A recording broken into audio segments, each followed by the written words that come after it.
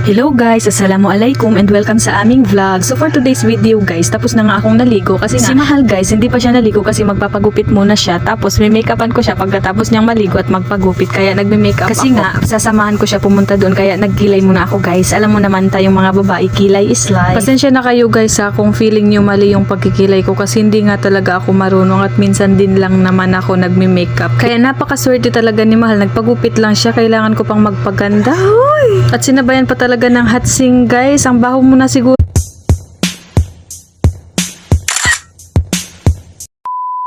Hello guys, assalamualaikum and welcome sa aming vlog. So for today's video guys, tapos na nga akong naligo kasi si Mahal guys, hindi pa siya naligo kasi magpapagupit muna siya. Tapos may make-upan ko siya pagkatapos niyang maligo at magpagupit, kaya nagme-makeup kasi ako. Nga, sasamahan ko siya pumunta doon kaya nagkilay muna ako guys. Alam mo naman tayong mga babae, kilay is